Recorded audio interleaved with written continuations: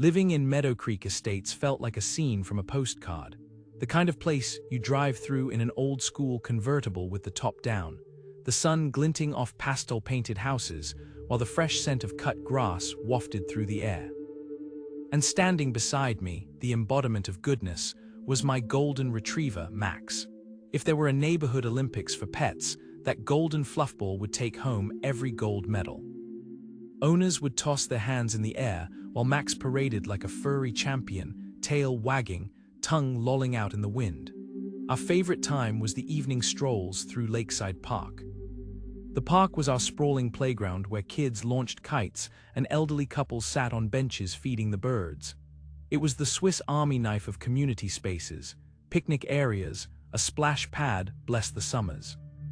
Kids and dogs, all wet and ridiculous, and of course, a well-intoned grass expanse that practically invited Max to frolic. I mean, who could resist a golden retriever bounding around like fluffy sunshine? Everything felt perfect. Well, until Karen decided to put her entitled foot down. It all started on a particularly balmy Wednesday. The sun was glowing an enchanting gold, and I had a Ziploc full of treats for Max, who was definitely intent on becoming the honorary king of Lakeside Park. As we strolled down the winding path, getting ready for a seriously competitive game of fetch with my fellow dog owners, shout out to Greg and his pit bull, Roxy, who, let me tell you, could literally chase a tennis ball to neighboring states, I spotted Karen. Ah, Karen. She resided in the two-story house painted a questionable shade of melon that always clashed with its surroundings. I recognized her instantly. Even before she opened her mouth to speak, all it took was one high-pitched ahem that turned heads faster than a jack-in-the-box. "Nice day for a walk, isn't it?" I chirped, hoping to deflect any potential drama. Her lips pursed like she was chewing on a piece of sour candy. "Yes, but I must insist that your dog stays off the grass." She pointed dramatically to a "No Pets on the Grass" sign that had been badly weathered by sun and rains alike. The hypocrisy practically dripped off her words like stale coffee. "Karen, I started, but she cut me off, her high and mighty tone filled with feigned politeness and absolute conviction. "We all know the HOA rules, and it is very clear that pets are not allowed on the grass. Do you know how many complaints I've received? This is a family community, and I won't have it ruined by your dog's furry little paws." Your dog's furry little paws was certainly new, and suddenly I felt this undeniable urge to defend my sweet angel who wasn't just a dog but a local legend. Max, who was busy chasing a rogue squirrel, had clearly missed the memo. "I've spent hours volunteering to help maintain this park," I shot back. Max is basically a mascot at this point. He's a golden retriever, not a space invader. Unfazed, Karen stood taller, with her arms crossed in an almost cartoonish stance of superiority. "Well, rules are rules. If you can't control your pet, then I will have to escalate this to the board." This was it. The stakes were high. The ultimate showdown between me and Karen, armed with nothing but a handful of dog treats and Max, blissfully oblivious to the brewing tension. I took a deep breath and dropped the generic pleasantries. "Oh, Karen, I'd dearly love to see you try." This was just the beginning of our escalating turf war over a patch of grass, and let me tell you, it was going to be as entertaining as it was ridiculous. I swear, if you would have told me one day I'd find myself tangled up in a drama worthy of a telenovela, I would have laughed in your face. Yet here I was, enjoying a blissful Tuesday evening in Sunnyvale Grove, my cozy, pastel-painted slice of suburbia. The grass glistened in the gentle glow of the setting sun, freshly cut by the overly enthusiastic Bob from down the block, who had a nearly religious devotion to lawn care that bordered on absurdity. Nothing could ruin my mood as my dog, Max, happily raced through the grass, mouth wide open and tongue flopping like a mini flag. He was the very embodiment of joy. Enter Karen Wellington, the new HOA board president who apparently took it upon herself to be the self-appointed gatekeeper of everything wholesome and good about our neighborhood. She'd moved in barely 6 months ago and came strutting into our lives like she owned the place. I half expected her to have a spotlight following her, maybe adorned in sequins, and a sash that read Queen of all things HOA. Her designer sunglasses perched precariously on her nose, framing eyes so steely they could take down a small army. She walked with that rigid confidence typically reserved for runway models or auditioning villains in soap operas, clipboard in hand, ready to document our many transgressions. As I threw a stick for Max, who came bounding back, tail wagging with the fervor of a toddler meeting its favorite cartoon character, I felt the unmistakable prick of her gaze. I turned to see her marching toward me, precision and menace in her every step. The only thing missing was a dramatic soundtrack. "Excuse me," she boomed, freezing Max mid-leap with her piercing tone. Technically, pets are prohibited in our community according to Section 4, Subsection C of the HOA bylaws. It was as if she just unearthed an ancient scroll warning of the apocalypse. My brain laughed at the absurdity of it. I couldn't help but raise an eyebrow. "Karen, it's been decades. I mean, I've lived here for 5 years and nobody even pretends to care." "Ah, well, I care," she replied, jabbing her manicured finger toward Max like he was a rabid beast ready to pounce on her at any moment. "Dogs are unsanitary and dangerous." I might have chuckled if I weren't standing in shock. This was a woman who couldn't possibly know Max, the world's most obtuse golden retriever, dangerous. I managed to squeeze out, horror mixing with incredulity. "He won't even attack my leftover pizza." With an imperious flick of her wrist, she thrust a printed warning notice into my hands with the precision of a laser-guided missile, her brow furrowing in that way that only self-righteous people can do. The paper felt like it had weight, like a small, desperate thrall to everything vile she had just declared. "Leave immediately or face fines," she demanded, somehow managing to sound both overly polite and fantastically condescending. "Fines? Seriously?" I said, feeling my face heat up, a mix of indignation and amusement bubbling inside me. "Is this what my HOA dues are paying for? A Karen surveillance unit?" She turned that bob of hers and stalked away, clicking her heels like a pair of impending doom. Meanwhile, Max dropped the stick and plopped down next to me, panting as though he had just conquered Everest. What had just happened? Did anyone else know about this? Surely, I wasn't alone in this ridiculousness. "Looks like it's just you and me against the world, buddy," I whispered, scratching Max behind his ears as I assessed the situation. In the pristine confines of our picturesque suburb, it seemed I was now an outlaw. As I stood at the edge of our community park, I felt as if I were on the set of a sitcom that had just gone completely off the rails. The sun beamed down brightly, illuminating a scene straight out of a Hallmark movie. Lush green grass, pastel-painted houses, and a diverse cadre of similarly bright-eyed residents strolling with their dogs. There was Sheila with her yappy pug, Ronald who had the most majestic beagle I had ever seen, and of course, Max, my gentle giant of a golden retriever, who seemed to float through life with all the grace of an awkward puppy who just discovered his tail. But lurking beneath the surface of this idyllic suburban paradise was a problem, and her name was Karen. Our HOA's self-appointed enforcer, she had an overly large handbag stuffed with indignation and only one mission in life: to ruin my park days. Picture this: I sauntered into the park, dog leash in hand, cheerfully calling to my fluffy companion. "Come on, Max, time for fun." Never did I imagine I'd soon be embroiled in a war with the Queen of Quarrels, who, armed with a laminated sign and a mobile phone that appeared to double as a camera, had declared war on me and Max. Karen began her campaign by plastering "No DOGS, ALLOWED" signs at seemingly every corner of the park, solidifying her position as the most unnecessarily serious member of our neighborhood. These signs looked like the type you'd find in a prison yard, and I half expected them to come with a miniature guard tower. And then, as if it were not enough to wage this war through signage, she escalated further. I heard the mailbox ding with an ominous thud, including official-looking violation notices that looked suspiciously like something she'd designed herself. Maybe she had a side gig in graphic design. I could see it now.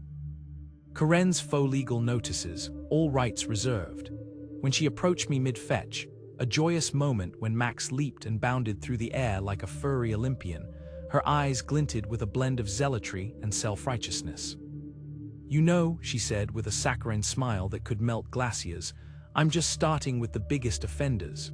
You'll be the first to go." I managed not to roll my eyes, but felt it take all the restraint I had. "Others walk their dogs here and Are you saying you're as bad as them? She cut me off with a finger wag that would put any high school principal to shame.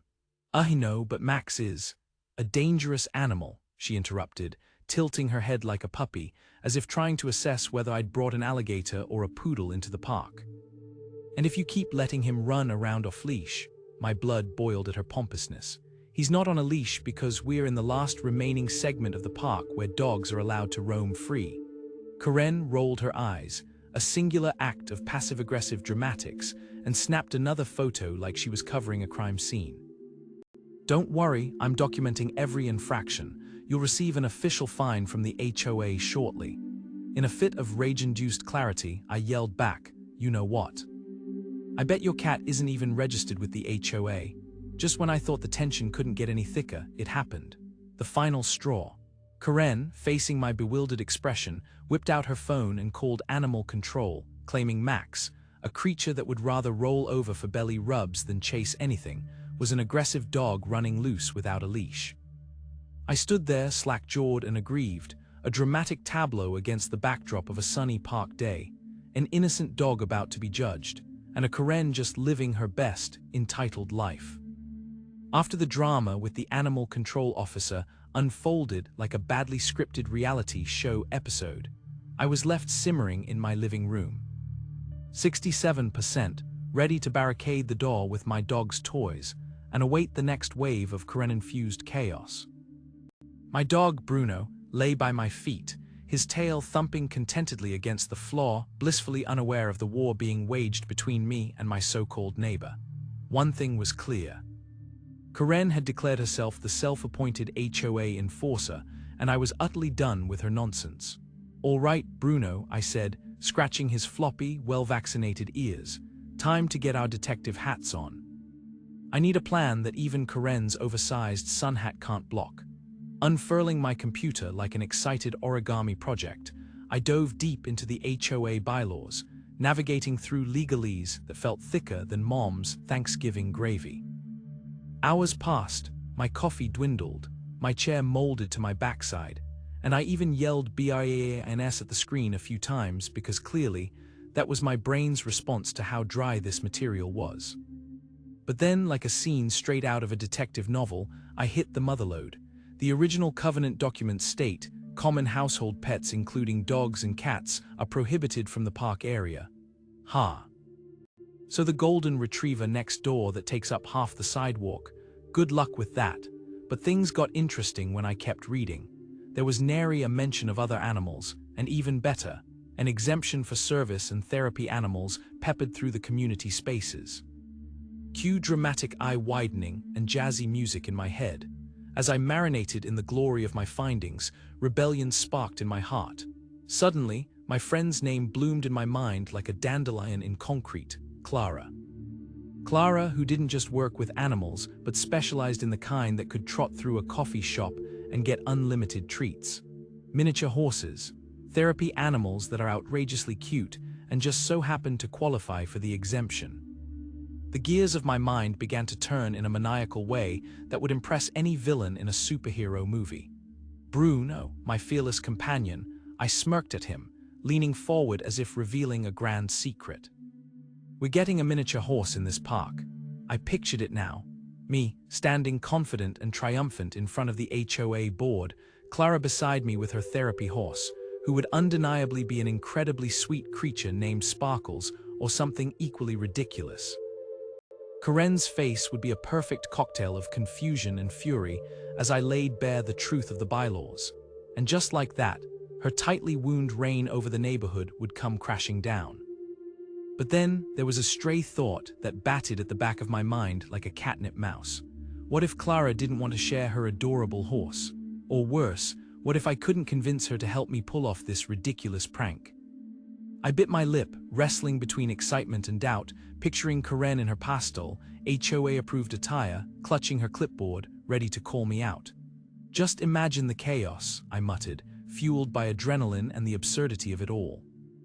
If she can have her petty feud, then I can have my petty revenge. With a surge of determination, I grabbed my phone. Clara would not prepare for the madness that was about to unfold. It was time to bring Sparkles into the neighborhood. And who knew, maybe by the end, I'd be the one holding the clipboard. Oh, this was going to be good.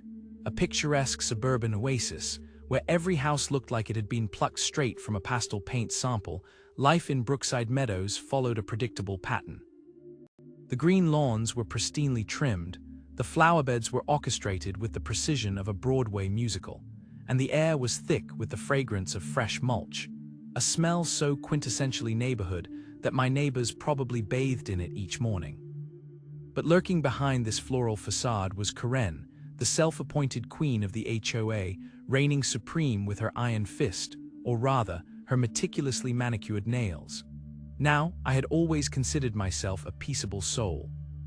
My dog, Benny, was a fluffy bundle of joy who spread happiness like confetti, but even my positivity was no match for Karen. She had waged a crusade against dogs in the park. A place where families gathered and kids flew kites, all in an effort to transform us into some kind of sentimentally sterile utopia. No barking, no pooping, no running. She declared, likely shaking her index finger as if casting a spell on the air. Fun fact, she once tried to convince the HOA to install a no-animal zone sign the size of a billboard. I'd like to see her try that with an emotional support animal, I thought. Cue my brilliant revenge plan. Hey Clara, I said, almost giddy as I dialed my neighbor who owned a mini horse. Yes, you heard that right, a mini horse named Sparkles. Can I borrow one of your therapy mini horses this Saturday? Oh sure, that sounds lovely. What's the occasion? Her voice chimed like a wind chime on a breezy day. It's kind of a revenge thing, I admitted, a little sheepishly. Karen's trying to ban dogs from the park, so I'm thinking of bringing Sparkles to her HOA meeting. You know, official therapy horse documentation and all. Laughter erupted on the other end of the line, which was precisely the response I hoped for. Absolutely, Sparkles will be thrilled to make new friends. Plus, she totally has the credentials to make Karen's head explode. We agreed on the details, and I could practically hear her excitement over the phone. While gathering supporters over the week, I felt like a social crusader rallying the troops. I mean, the park was practically our community's living room, and I was determined to give it the welcome it deserved, complete with a mini horse to boot. I ducked from one house to another, sweet-talking my neighbors while feigning interest in their recent DIY projects. So nice, Bob, that you decided to paint your picket fence. Again, I exclaimed, envisioning my neighbors whispering about Karen's imminent downfall. Saturday rolled around under a clear blue sky. Anticipation buzzed in the air like ripples through a pond. I arrived at the park early, buffing my nerves by pretending to inspect my vital files for the HOA meeting. I found my unsuspecting allies lingering and whispering with excitement beneath the gazebo. Children and adults alike could hardly contain their laughter as I unveiled my secret weapon, a minuscule horse in a cute little vest. The gazebo, typically a nest of subtle rivalry over potted plants and garden gnomes, suddenly transformed into a battleground filled with potential ruckus. Just then, Karen approached, her diamond-encrusted glasses reflecting the sunlight, an ominous warning I couldn't shake. Clutching her clipboard like a sword, she approached me with her signature mix of ultra-politeness and disdain. Well, what an interesting choice of therapy animal, isn't it? I smiled innocently, my heart pumping wildly like Sparkle's little hooves as I prepared for the showdown. It was going to be a showdown she'd never forget, dawned with the kind of weather that felt more like a Pinterest board than real life. The sky was a brilliant blue, dotted with fluffy clouds that looked suspiciously like marshmallows, and the freshly cut grass of our HOA neighborhood smelled like heaven itself. Birds were chirping a cheerful tune, and I could practically hear them singing, "It's a perfect day for some neighborhood drama." Little did I know just how dramatic things would get. Clara rolled in around noon with Sparkles, and let me tell you, the moment that horse trailer swung open, it was as if the Pied Piper himself had arrived. Neighborhood kids, previously glued to their screens, sprang into action, their tiny feet pounding across the pavement with more speed than a track star on race day. They surrounded Clara like she was about to perform magic tricks, their squeals of delight ringing throughout the cul-de-sac. "Look, look, it's a pony," one kid shouted, eyes wide with wonder. No, wait, it's a horse, another kid corrected, as if a scholarly debate over Sparkle's species couldn't wait for another moment. Meanwhile, I was busy fitting Sparkles with her therapy animal vest, which I must say was a fashion statement in its own right. The vest was bright blue with "I'm a therapy animal, hug me" embroidered in big, bold letters. Just to make sure no one could question Sparkle's credentials, I poked the waterproof pouch beneath the vest to confirm the documentation was still securely tucked away. It was prime time for Sparkles to shine, literally and metaphorically. Walking into the park, I could see the HOA board meeting in full swing. Rows of neatly arranged chairs crammed under pavilion, filled with neighbors sporting their most serious, passive-aggressive expressions. There was Karen, with her signature topknot and relentless clipboard, pretending to be the neighborhood enforcer. I had to fight back a smirk as I imagined her trying to take on a mini horse. Spoiler alert, she would lose. As soon as Sparkles trotted into the scene, it was like dropping a cherry bomb into a pool of polished serenity. Everything shifted. Children squealed louder, phones popped up like daisies, eager parents started filming, and there was my neighbor Karen, a picture-perfect storm of confusion quickly morphing into horror, and then, yes, you guessed it, rage. It was beautiful, really. Her eyes widened, her mouth formed an O of disbelief, and I swear I could see smoke coming from her ears. "What is that beast doing in MY Park?" she practically screeched, her sweet, artificially polite exterior melting away like an ice cream cone in July. I took a breath, steadied myself, and forgot all the anxiety I had been feeling that week. "This is Sparkles, a registered therapy mini horse," I said calmly, forcing myself not to chuckle at her expression. "And she's completely allowed here according to Section 7.3 of the HOA bylaws. You know, the ones that specifically exempt therapy animals while only prohibiting common household pets like dogs and cats." The words hung in the air between us, thick with tension. For a fleeting moment, it felt like the wind had stopped blowing, and only the sounds of delighted children filled the void. I couldn't help but think, if today was a movie, this scene would be an instant classic. All started with the neighbors' infamous spring social, a gathering that frequently felt like a scene from a reality show gone wrong. The vibe was typically a mashup of burnt hot dogs, forced small talk, and the perpetual tension of Karen, the HOA president known for her love of rules and her disdain for any deviation from them. On the day Sparkles, the therapy horse, arrived, the air was thick with excitement and tinged with Karen's impending outrage. I had initially thought it would be a delightful afternoon. Freshly cut lawns glimmering under the sun, pastel houses lined like a festive quilt, and the kids running around squealing in delight. But when Sparkles trotted into view, her shiny mane glistening as she moved gracefully, I felt a wave of impending doom roll through the crowd. Karen's beachhead convertible was parked just a little too close, an ominous omen, as if it were a direct challenge to whichever creature dared intrude on her meticulously manicured lawn. "Do you even have the proper permits for that, horse?" she squeaked, a hint of panic forcing her voice to pitch up like a balloon being let loose. The audacity. Was she seriously about to pick a fight with a therapy horse? Up until that moment, her idea of a gathering was a stringent meeting about the shrubbery heights allowed on our lawns. Yeah, Karen," I replied with as much cheek as I could muster. "Sparkles here has all her papers in order. Documented and everything," I gestured to the horse, who was now accepting pets from enchanted children and posing for photos. She looked like a Pinterest poster child for joy, all fluffy and beautiful in the sunlight. "Oh please," Karen huffed, flipping through a stack of papers, as if an upturned page might emerge with the knowledge that would save her from this embarrassment. The crowd, now divided between giggles and supportive cheers for Sparkles, watched eagerly. What a glorious mess this was turning into. At that moment, she leaned in, chin quivering with determination. "You know I can call animal control at any moment, right?" she threatened, as if she held a wand in one hand and a magic spell for total HOA domination in the other. "Why don't you?" shouted one of the more daring neighbors. "Gonna use your designer purse as collateral?" The laughter from the crowd erupted, causing her face to morph into a tomato, which I could almost swear looked like it came straight from the vine. Just as she was about to retort, Sparkles, the pure embodiment of chaos, lifted her tail and dropped a sizable present directly in front of where Karen had carelessly left her designer purse. It was as if the horse had an uncanny sense of comedic timing. Gasps turned to roars of laughter, the kind that could put any stand-up comedy show to shame. I swear, I could see the wheels turning in Karen's mind as her pristine image crumbled in a heap of indignation. "This will not end here," she bellowed, channels of red streaking across her cheeks, her purse sitting right in the line of fire.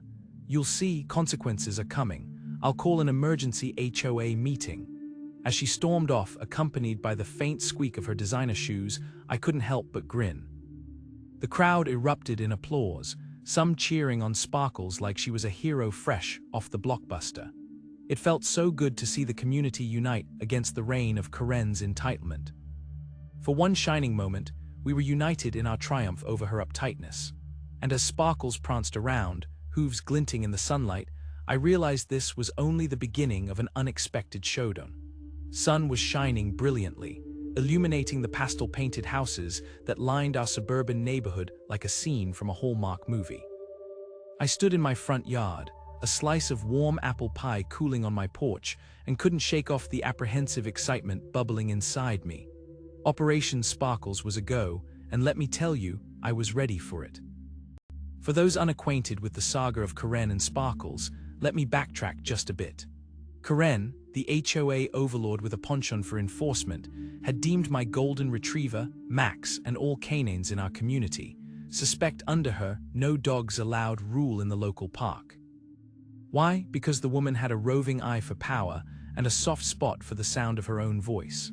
Can you believe that?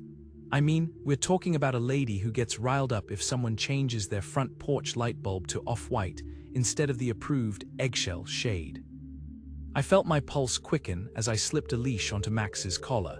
He was well acquainted with the delinquent reputation he had earned for barking at squirrels and apparently being too happy. But if there was one thing Max excelled at, it was being adorable.